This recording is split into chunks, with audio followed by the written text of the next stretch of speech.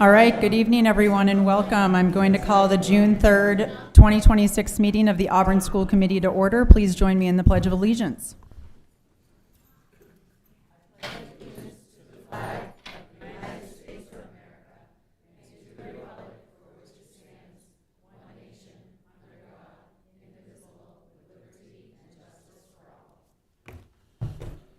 And I'll start down here on my right with introductions. Dan Poisson, Ward 5. Lydia Chapman, Ward 4. Corin McGuigan, Ward 1. Misty Edgecombe, Ward 2. Pamela Albert at large. Sue Doris, Superintendent. Pat Gaudier, Ward 3. Jay Rich at large. Adam Platt, City Council Representative. Calvin Vincent, Student Representative. Amanda Kuchar, Business Manager. Scott Anier, Assistant Superintendent. Thank you, everyone. I'm going to start tonight with the approval of tonight's consent agenda, which includes the approval of tonight's agenda, as well as the approval of the minutes of the May 20th, 2026 meeting, as well as the recommended certified contracts, including Brant Remington, Athletic Director, and Michelle Bossy at Washburn, Speech Language Pathologist. Do I have a motion? So moved. Corin, second. Pat. All those in favor? Motion carries. Congratulations, Mr. Remington.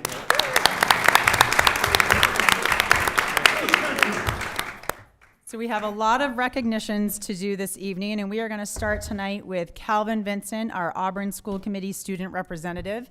And I'm going to make you come stand up here, Calvin. All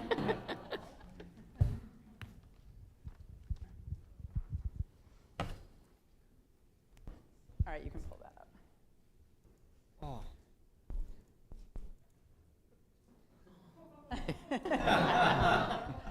I promised you I'd only embarrass you a little bit. So tonight we'd like to recognize Calvin for his service as the student representative for the Auburn School Committee for the past 2 years.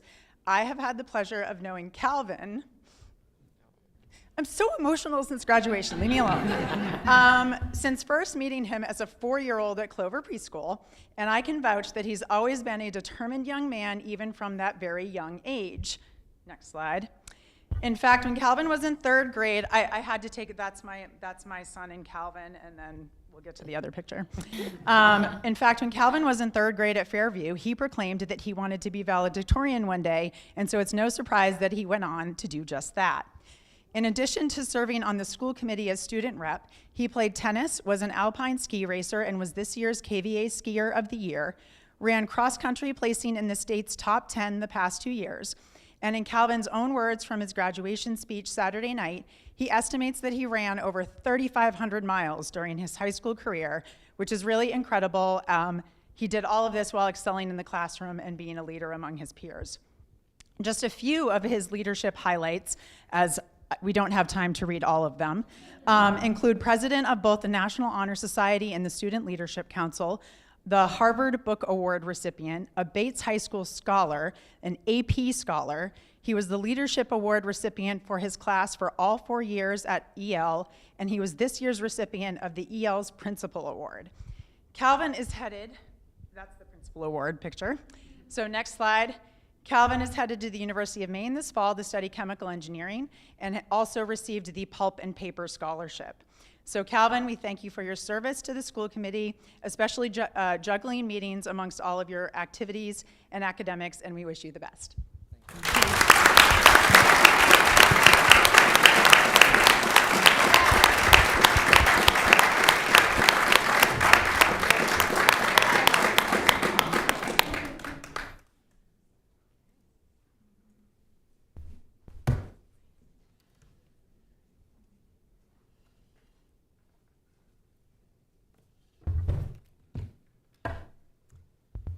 Okay, moving on. Do I have anyone here this evening who would like to address the school committee for public participation? Okay, now we'll move on to the other highlight of the evening, our presentation for the evening, our retiree recognition ceremony. Dr. Doris. Thank you very much, Chairperson Albert. Tonight, we take a moment to recognize and celebrate the dedicated individuals whose commitment to the Auburn School Department has helped shape generations of students, strengthen our schools, and enrich our community. Collectively, these 11 retirees have contributed an extraordinary 315 years of service, leaving behind a lasting legacy of professionalism, compassion, and excellence. We are deeply grateful for their many years of dedication, and we wish them all the very best in this well-earned next chapter. Tonight, we're going to recognize each retiree individually, and we are going to start off with Barry Remillard from the Transportation Department, who has 8 years of service. Mr. Neer? Sure. I've been We're honored going to to have be you able to come right read. up here with the microphone. And is Barry here right now to join you? We see him here. So these are the words of Dave Fontaine, our transportation director, who really wanted to send his heartfelt gratitude to Barry. Barry worked in the Auburn Transportation Department for 11 years. He began as a van driver and then moved into the position of bus driver for the next 8 years. Barry drove one of the special education bus runs. Barry was a dedicated and dependable driver for our district. He loved working with our students and went above and beyond for the students on his bus. His students enjoyed seeing him to start and end their day each and every day. We are grateful for Barry's commitment to our students and district, and we wish Barry all the best in his retirement.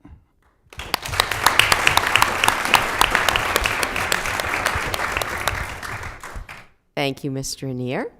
Next, we will be recognizing Nancy Morrow for 27 years of service at Fairview Elementary School.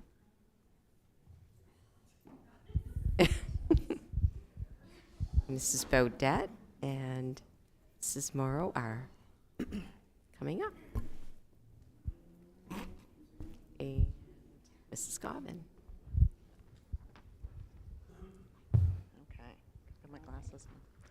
Okay, today we celebrate someone who has given so much more than 27 years of service to our district. For 27 years, Nancy has opened the doors to imagination, curiosity, and learning for generations of students through the library at both Walton and Fairview schools. As an elementary school librarian, she did far more than organize bookshelves and recommend stories. She shared her genuine love for reading in a way that made every child feel welcome and capable of discovering something wonderful within the pages of a book. Her calm and gentle presence created a space where students felt safe, encouraged, and inspired. Many students may not remember every lesson they learned in school, but they will remember how you made them feel, listened to, valued, and excited to read. That is a gift that lasts far beyond the classroom. Nancy has also been more than a dedicated educator. She has been a trusted colleague and a dear friend to many. Her kindness, patience, and steady presence made our schools not only better places to learn, but better places to work. So many of us have been grateful for her encouragement, her warmth, and the quiet way she was always there when someone needed support. Nancy's dedication and compassion have touched countless lives across these 27 years, and our district is better because of her. On behalf of students, families, colleagues, and friends, thank you for your unwavering commitment and for sharing your love of books and your kindness with all of us. We wish you a retirement filled with everything you deserve, and remember, we have a deal. I'm gonna hold you to it. So, I'll be seeing Nancy a lot next year, based on our deal. Congratulations, we love you.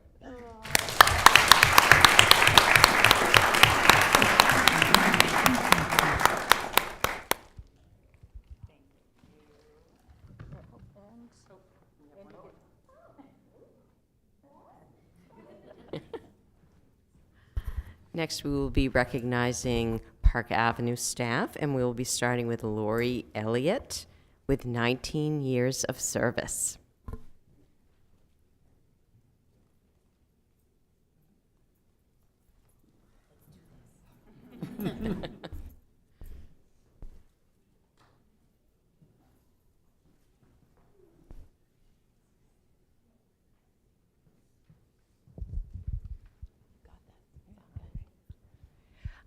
I have had the pleasure of working directly with Lori for the last 6 years, but I knew Lori a long time before that because I had the pleasure pleasure of having both of her students as sixth graders at Fairview School. So we go way back. All right. Lori came to her career in Auburn after years of working as a caterer, and then she and her husband Kip had their own business that they ran together. But for the last 21 years, Lori has followed her heart with teaching kids at Park Avenue School. She has passionately taught students about literacy, shared her love of history and social studies, making lessons engaging and fun while maintaining high expectations for all of her students to achieve. It's been a learning hub for analyzing texts, for learning about history, even learning about the ancient Greeks, which is a passion of my own heart with students too. Students are engaged and excited about their learning because Lori is excited about their learning. And she pulls off a toga on Greek Day with style too, trust me. I've been lucky to work with Lori at Park Ave for the last 5 years, and in that time, I have not only leaned into her expertise and knowledge as a veteran educator and leader in the school, I've come to call her a friend. She's always willing to act as a resource, a support, and a mentor, and she will be so missed. One of my favorite parts of the senior walkthrough is that they end at Lori's classroom, which is where they left Park Avenue too. So it's always a little bit of a hold up there as everybody's got to get their hugs in too. Lori and her husband Kip, I'm sure, are not going to waste any time in getting started on their travel bucket list around the U.S. I just hope we get a few postcards along the way too. No more alarms, essays to grades, or sixth grade behaviors to navigate. Lori, it's time to hit the road and start your next adventure. We'll miss you.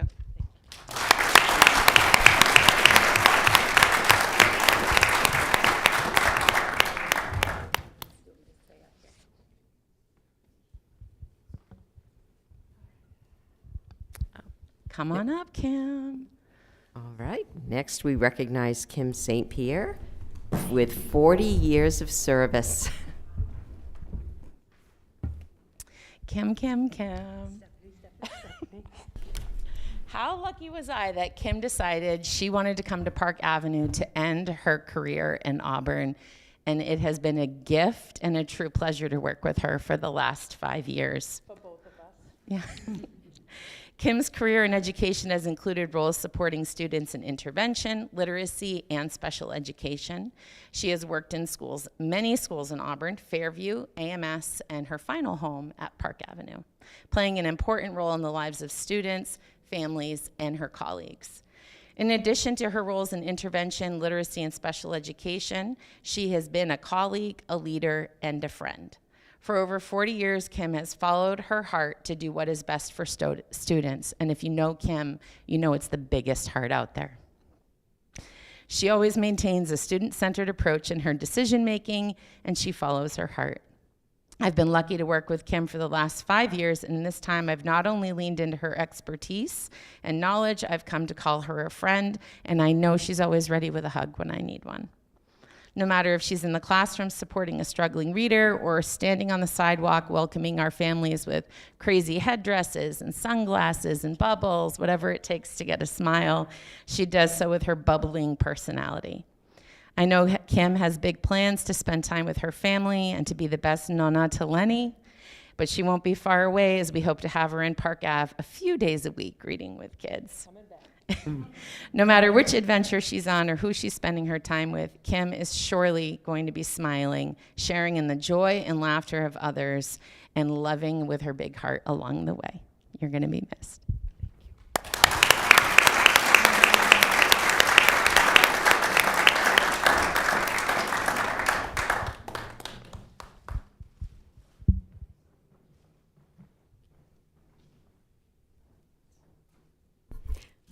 Next, we'll be recognizing Michelle Doyon.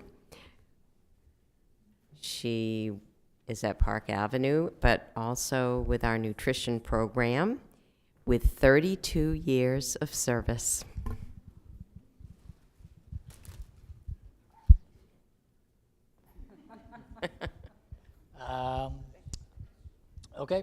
Michelle Doyon, a longtime employee in the kitchens across various schools and positions, who worked their way into the manager role at Park Avenue. When I interview potential candidates for openings, I often mention that I tell them that you will know very quickly if the job is for you or not. I can say definitively that this job was for Michelle. She did a great job with everything for sure. In addition to providing countless breakfast and lunch and afternoon meals for the students, she was a longtime fixture as a core summer meals member, providing meals to the nonprofits and organizations we partner with when schools are closed. Michelle held the manager position at Park Ave when I was hired, so that was a bit of an awkward time, hybrid schedules and whatnot. But Michelle and the team over there at Park Ave, they took on feeding the YMCAs, which was a drastic shift in how the day used to be, but Michelle and the team made it happen every day. If there was ever a project, a special food-focused event planned at the school, Michelle would always contribute eagerly, excuse me, to its success, and would always mention the positive student reactions to it. When the idea was conceived to process local produce from local farms this past summer, Michelle was excited to be a part of it, which was a fantastic help for the first year of that project. She certainly did not have to do so, but wanted to do so. Whether troubleshooting recipes or advocating for new scratch-made menu items, for Michelle, the focus was always providing the best possible meal for the students. Oh, and on the topic of cooked meals, you're always so kind to remind us this is how you used to do it.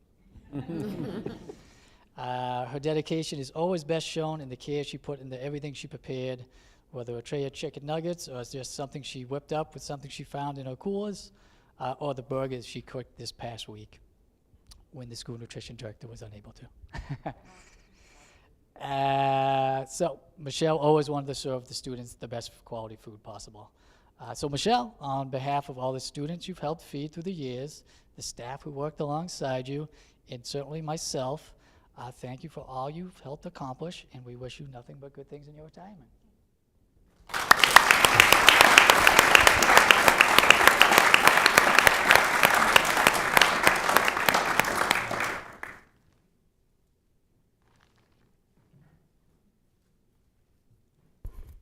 All right, next we'll be recognizing our AMS retirees.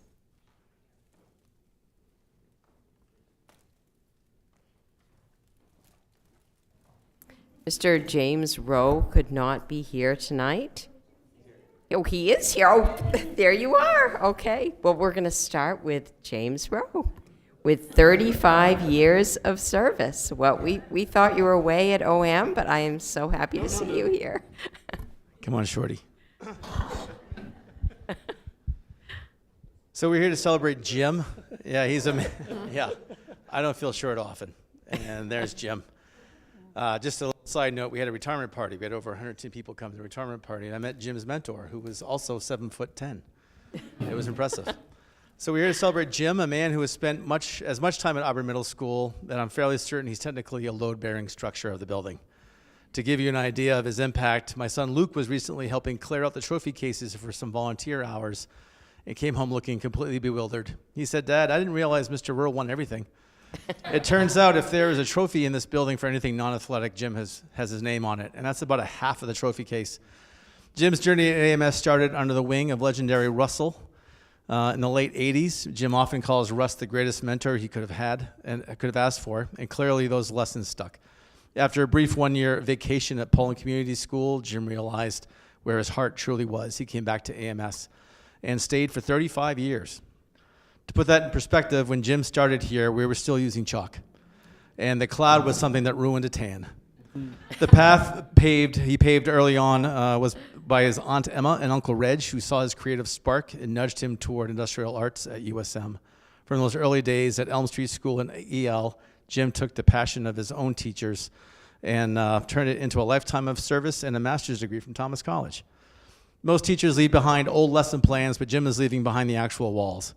If you've walked past the bulletin boards on top of the stairs or any one of our classrooms, you are literally surrounded by Jim's handiwork. He built the picnic tables where kids gossip and the greenhouse where things sometimes grow, and the original garden beds. He even built the mascot ticket holders that greet us in every building in the district. The AMS Falcon, the Walton Owl, Park Ave's Panther, and Washburn's Lion. If you are a student in this district, Jim probably carved your mascot out of wood and gave it a place to stand. Jim's real talent outside of working with wood and 3D printed projects is the creation of confidence.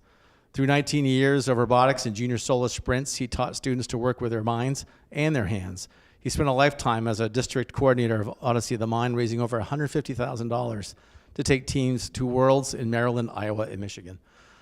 He didn't just teach kids how to build a robot or a solar car. He taught them how to travel, how to fundraise, how to believe that any kid from Auburn can compete with the best in the nation. He witnessed those aha moments when the student realized that they were smarter and more capable than they ever dreamed, helping them overcome doubts and open their minds to greater possibilities. You've always reminded us that we don't teach a subject, we teach children. You've shown us the importance of staying open-minded and not taking things personally, and above all, staying calm.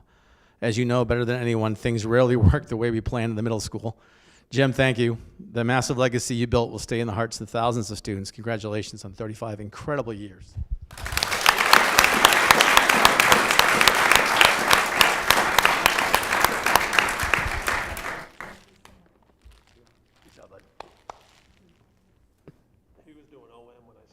That's awesome.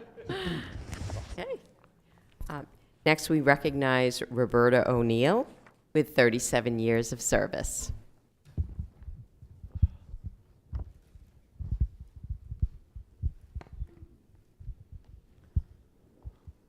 What's up? Just saw you. It's been a minute. So Roberta, whose teaching career didn't actually start in a classroom in 1985. Rather, like a lot of aspiring teachers, her career started earlier in her living room. As a young girl growing up in a town of 5 small villages, Roberta spent her days playing school with her sisters, sitting at 2 wooden desks her father had found for them, and writing and illustrating her own stories. She attended every one of those 5 little village schoolhouses, and guided by mentors like Mrs. Green. However, the moment she knew she became a special education educator happened on a cold day at Burke Mountain in Vermont. Watching her sister compete in the Special Olympics, Roberta saw the pure joy of athletics and the unwavering encouragement of the staff, and she knew that was the kind of difference she wanted to make in the world. After graduating from Linden State College and teaching in Vermont and New Hampshire, Roberta found her way to the Auburn School Department in March of '89. Her entry into the district was nothing short of legendary. While serving as an ed tech at Sherwood Heights, she famously went into labor right during the Flag Day ceremony.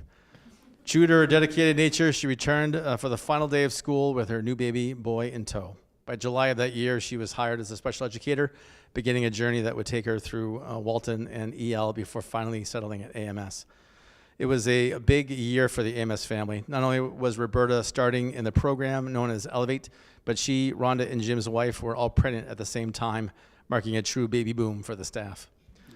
Over the last 32 years at AMS, Roberta has been a constant source of stability and compassion, whether she was leading the Functional Life Skills program, serving as a team leader, or coaching Special Olympics. Roberta always operated with the same belief that every single student is gifted in some way.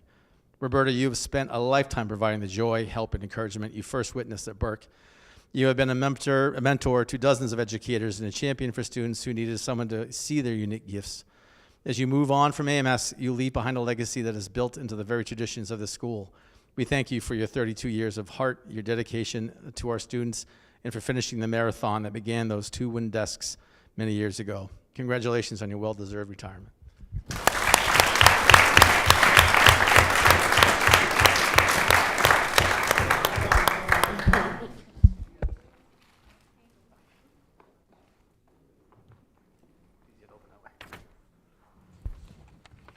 Thank you. Now we will be recognizing our Edward Little High School. Oh, we have one more? Oh. Come on, Rhonda. Oh, We've I'm got this. so sorry. Rhonda LeCompte, we cannot forget you, with 38 years of service. I was in middle school when you started. So we're here to celebrate Rhonda LeCompte. Rhonda has spent 37 years in the exact same classroom at Auburn Middle School, which I don't think many people can say that. To put that in perspective, Rhonda has occupied the square footage longer than some of the trees on the property. And she certainly survived more middle school fashion trends than any human should endure.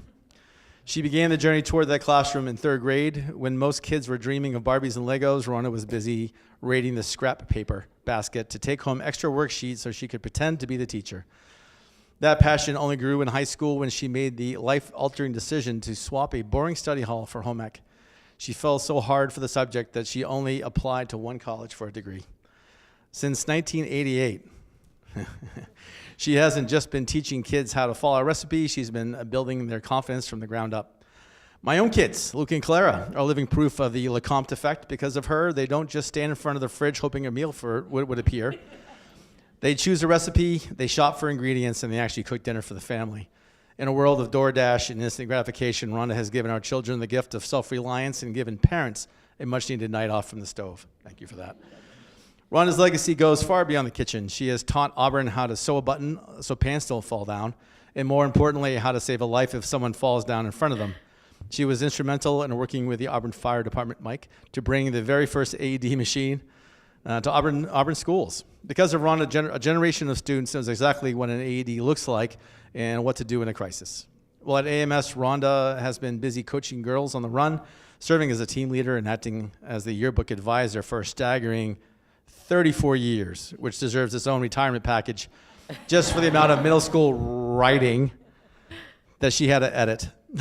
It is no surprise that she was named Maine Facts Teacher of the Year in 2001, or that she's been invited to present her expertise at both state and national conferences.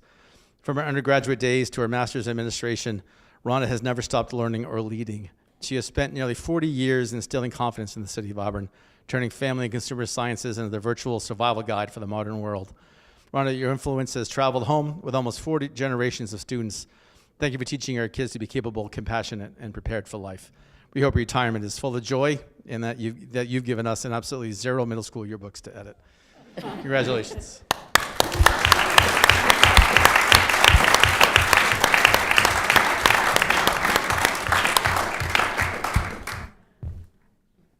Any more, Mr. Wilson? Now we're on to Edward High School. And we are starting with Douglas Gleason with 13 years of service.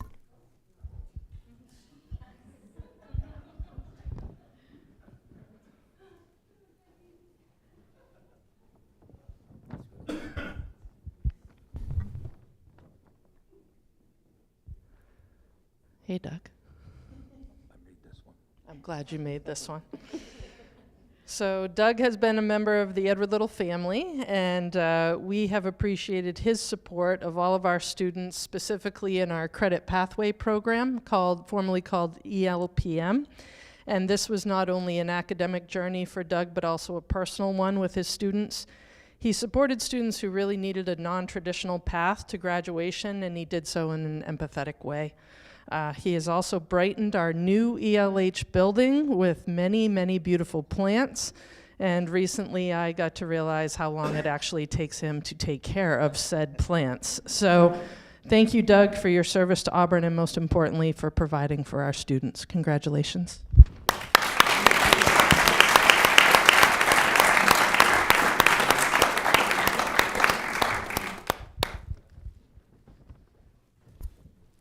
Next, we're recognizing Wendy Sherman for 28 years of service.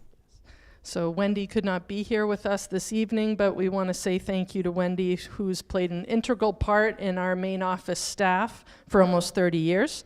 Filling Wendy's shoes will be quite a challenge, as not only with her day-to-day supporting assistant principals, students, staff, and families, she has been our graduation secretary for over 2 decades and our steady go-to when it comes to staff coverage, as she has provided for all the subs in our building. We will miss her presence, her support, and her friendship, and thank you to Wendy for all she's done for the EL family, and we'll miss those surprise party favor sounds on occasions in the main office. So.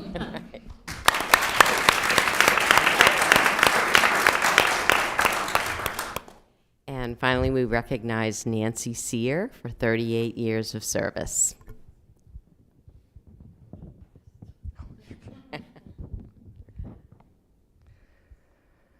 So Nancy has been with us for almost 40 years. She won't like this, but she was hired the year I graduated from Edward Little High School. Nancy has been through 4 administrators. Larry Labrie hired her. Jimmy Miller was next in line. Mr. Scott O'Neill third. And you're running away from me, so I don't know what that means. Nancy, in her role as assistant to the principal, has the primary role of overseeing the Edward Little budget. And that is one of the biggest budgets we have, school-based wise. And we're not real sure what's going to happen. And Craig wanted me to tell you he's going to miss calling you money bags. So, but Nancy is overseeing our budget, and I'm not sure what we're going to do without you when it comes to our budget. And I know the department heads will miss you. Amazon is going to miss you. Yes. She has been also instrumental in helping me and other administrators and staff members prepare all of our events, from top 10 luncheons to holiday gatherings to recognizing staff, and also providing for staff when those unfortunate events happen and we want them to know we're thinking of them in the form of flowers and cards. So on behalf of ELHS, Nancy, thank you for all you've done, and we will miss the Ghirardelli chocolates in the office. So thank you.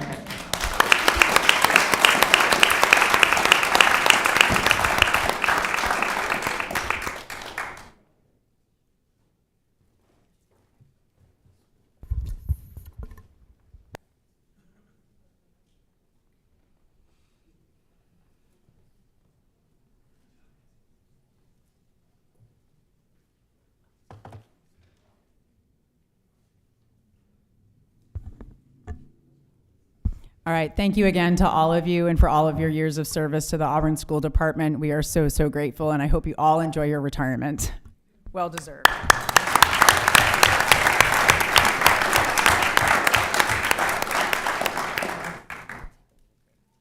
Sure. We can take a little break if people want to take their time.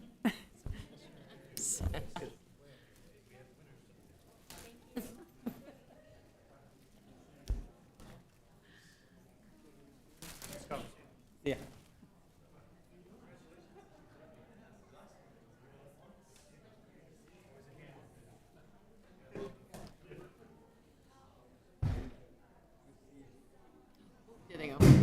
Bumble.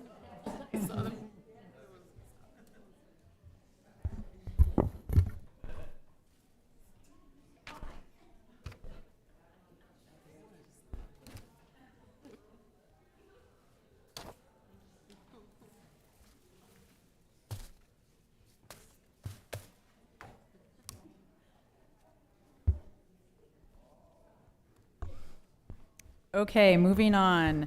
We do not have a school committee student representatives report, so Dr. Doris, do you have a superintendent's report? Just one item tonight, and that is just a reminder that the school budget validation referendum is next Tuesday, June 9th. Great, thank you. I don't really have a chairperson's report tonight, but I do just want to say thank you to Val and her EL admin staff team for navigating the last minute pivot with graduation last week to the Norway Savings Arena. You guys still went above and beyond to make sure that the kids had an amazing graduation that they deserve, so thank you. The amount of planning, logistics, and setup that goes into that event and the magnitude of it and getting it done in 2 days is really a testament to how much you all care, so thank you. I also had the pleasure of helping coordinate and be at Project Graduation Saturday night, which was held at St. Joe's Athletic Center in Windham.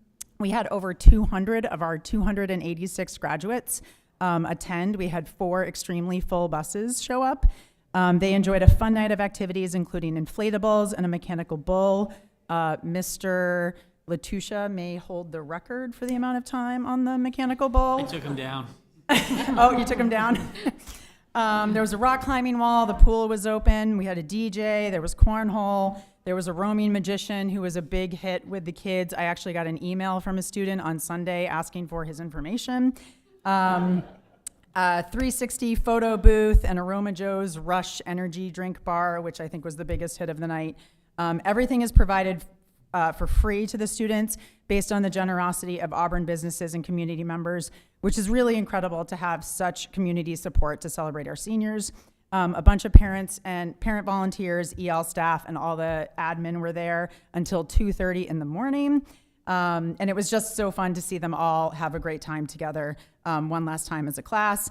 And just a little pat on the back for all of us. The St. Joe staff working that night were extremely complimentary of our group, said it was the best Project Grad event they had worked because all the kids were so well behaved. So I want to thank our students for being such a great group. And that is my chairperson's report. Let's see here. Moving on.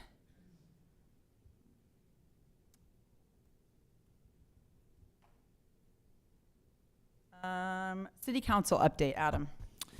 Thank you. Just a brief update. I mentioned I'd keep you guys apprised of the syringe service provider ordinance that's been developed in City Council. There's a draft ordinance that was released on Monday, and I just wanted to bring up two pieces of information. In the wording of that ordinance, there would be a 250-foot setback of an SSP from any school, which is consistent with like liquor laws and other things like that. That's just to tell you that. There's no opinion tied to that, but just wanted you to know. It's an ordinance that does have language that affects proximity to schools, so if that's something you guys want to take a look at, it is linked in Monday's agenda. If you have any questions, feel free to ask me about it. My comment during the City Council meeting was just making sure that there was parity between this thing and other things, that we try to keep certain distances from schools. So it appears that the ordinance satisfies that, but if you want to take a look at it, feel free to do so. Great, thanks, Adam. All of our subcommittee agendas and minutes are linked for policy subcommittee agenda and minutes from the May 19th meeting, and the curriculum subcommittee agenda from tonight's meeting is linked. I'm now going to entertain a motion to enter into executive session pursuant to 1 MRSA 4056D for the purpose of labor contract negotiations. Do I have a motion? Lauren, do I have a second? Second. Pat, all those in favor? Motion carries. We will come back.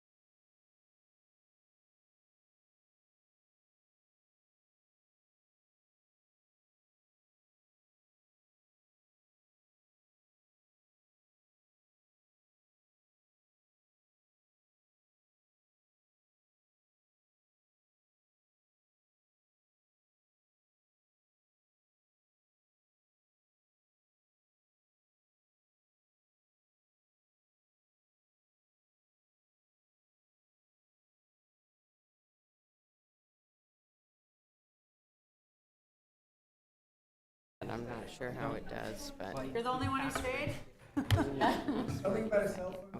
Oh, yes.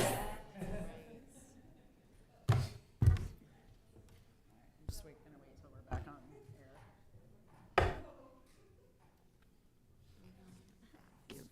Is the amount in here? Oh, yeah, okay, yep. Okay, we are back. I will entertain a motion to re-enter regular session. Corin, do I have a second? Jay? All those in favor? We are now back in regular session at 6:49 PM.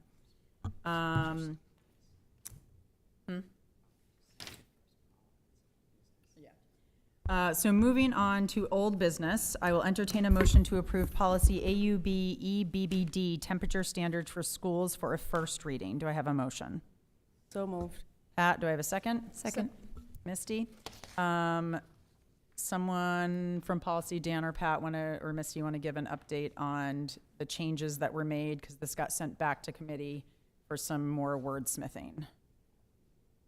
Yep, basically, we changed it back to the 65 minimum and 82 maximum, and then drop the 5-degree buffer zone, which doesn't mean that we're gonna let it go there, but, you know, it's just a policy, I guess we had to do, so I quite don't understand it, but just, yeah, it's just a policy that's there, and I believe, I mean, obviously, they would make adjustments before it even got close to that. Mm-hmm. And I think that was, So basically, it's just being a little more explicit, saying that Yeah. when it exceeds the maximum comfort zone that is listed above of the 65-degree minimum and the 82-degree maximum, that then these steps will be put, some of these steps will then occur in order to adjust the temperature one way or the other. And then a section was added below. There's one section about when it exceeds the maximum temperature, and then a new section was added when it goes below the minimum temperature, just so it was a little bit more clear. Does anyone have any questions about that? Okay. Seeing no further discussion, all those in favor of approving policy AUB-EBBD, temperature standards for schools, for a first reading? Motion carries. Moving on to new business, I will entertain a motion to approve the updated stipend schedule agreement between the Auburn School Committee and the Auburn Education Association. Do I have a motion? Corin, do I have a second? Jay? And I just have a little bit of information to share about this. So before the committee this evening is a proposed update to the teacher stipend schedule developed through the work of the stipend committee established during the FY25 negotiations. The committee included representatives from administration, the Auburn Educators Association, athletic coaches, club advisors, and the athletic director.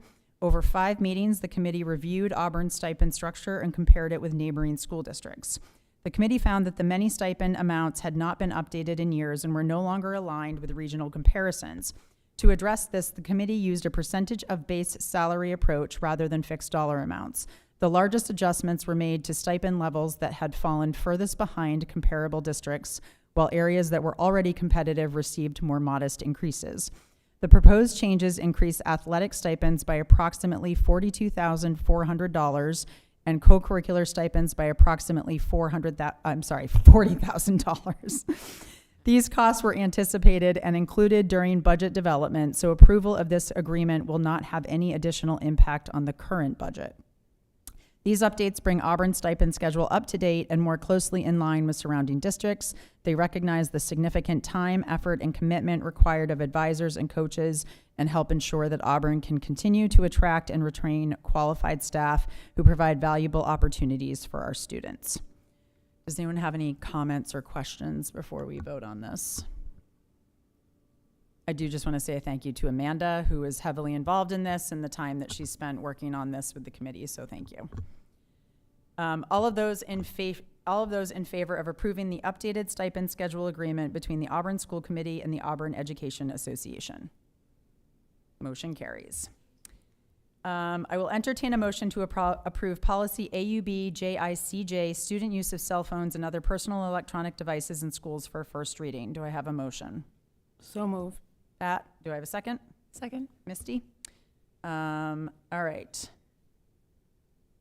Any comments, questions, discussion on this policy or a little background on it? Because this was already a prior policy we had, but needed to be updated to reflect the new law passed by the legislature, which requires schools to have a bell-to-bell cell phone policy in place.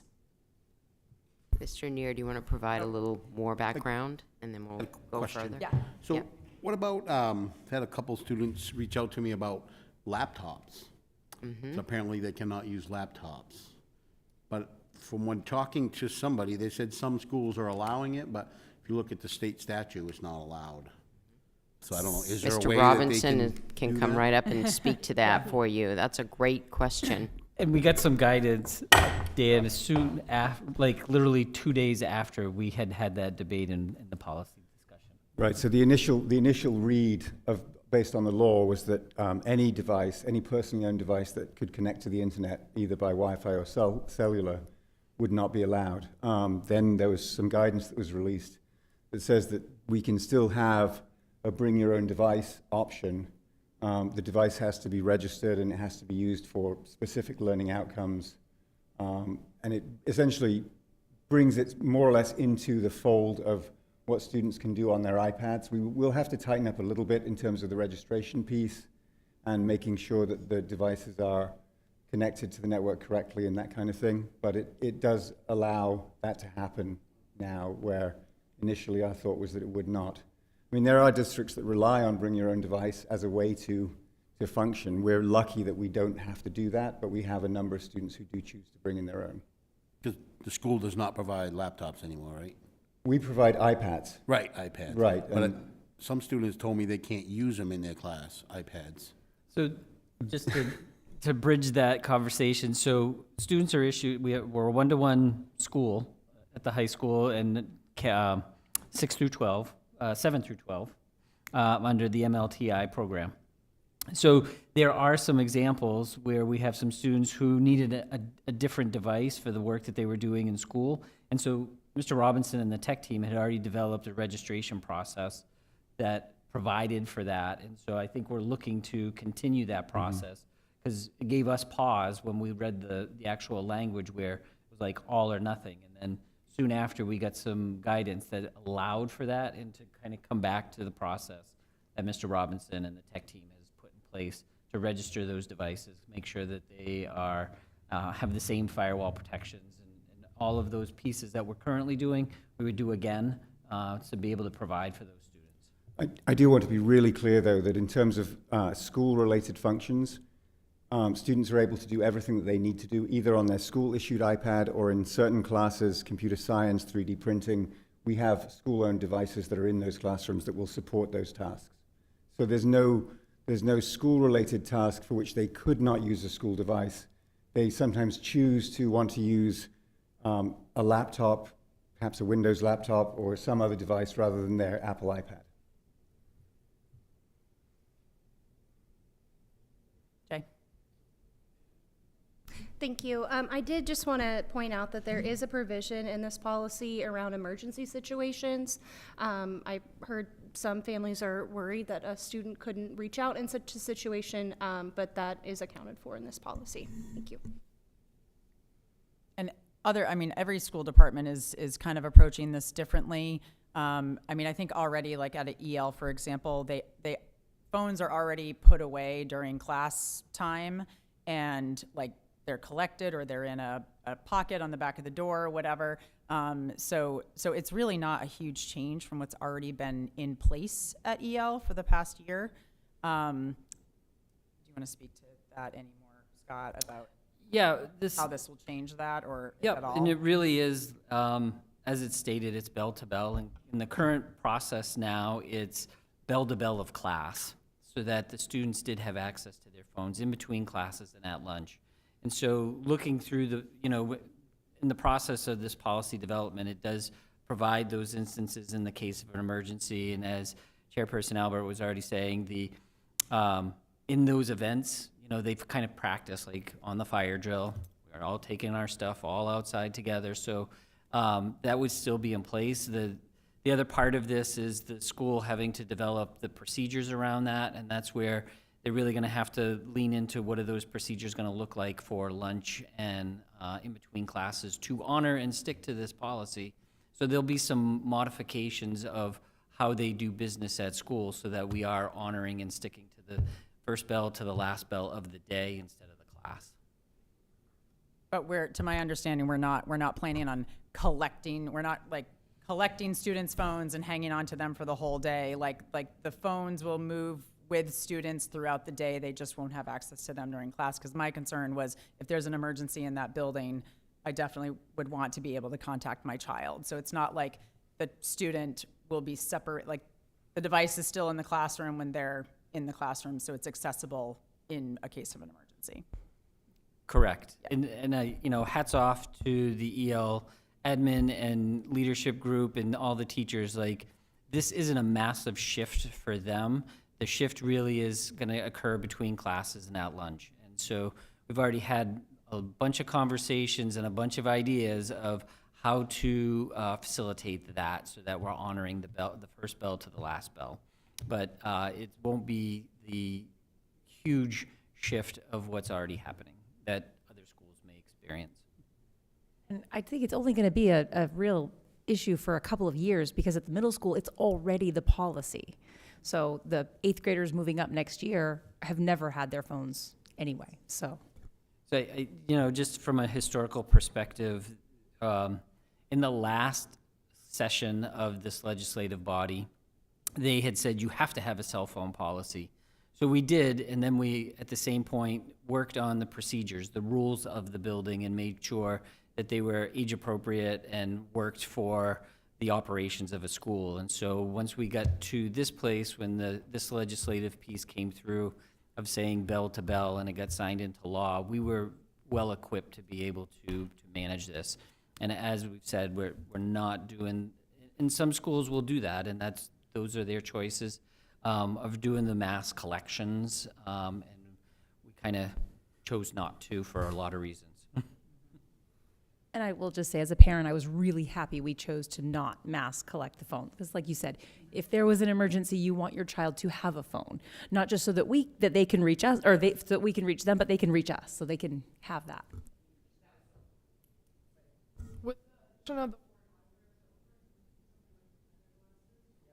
Meta glasses now, other companies are looking at coming out with similar. I think this is going to become increasingly difficult to determine what's an internet-connected device and what is not, but we will do our best.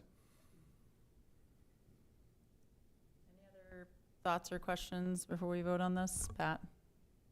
It's just really a comment. I was really impressed with the high school because the dynamics at the high school and the process and changing classes is really difficult. You can't leave your phone in one classroom all day long.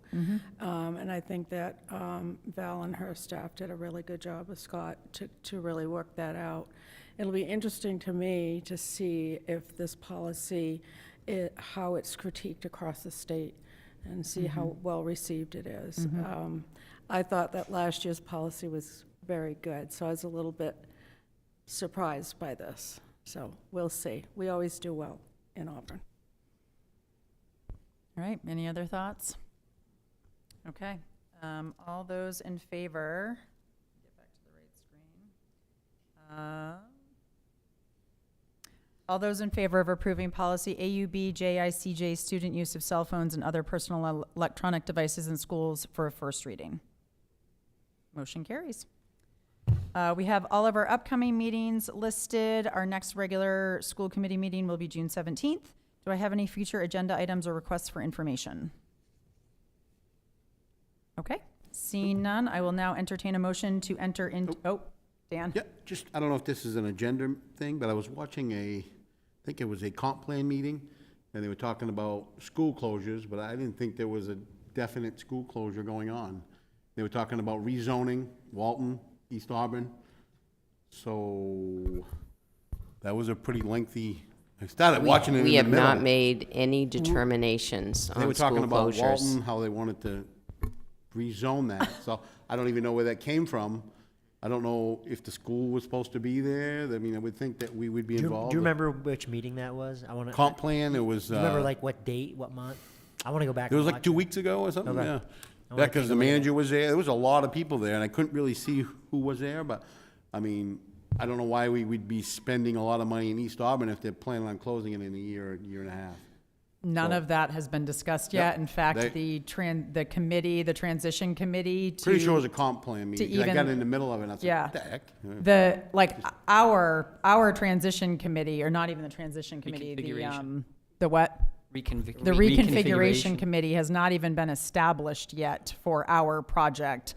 And that committee will be tasked with evaluating the elementary schools and determining that. Yeah, a couple I'll other try people. and see who said that, and I'll try and remind them that nothing is anything right now. Yeah, it was, I'm pretty sure it was a comp plan meeting, yeah. And they talked in great length about that. That is the first I'm hearing of that. That would be talked about right now, but. Yeah. I had the same pause. Okay. It was brought to my attention, and I had a similar response, Dan. Well, I We're gonna appreciate follow the a heads up, process. and we will follow up, and, yeah. Okay, I will entertain a motion to enter into executive session pursuant to 1 MRSA 4056A for the purpose of evaluation of officials, appointees, or employees. Do I have a motion? So moved.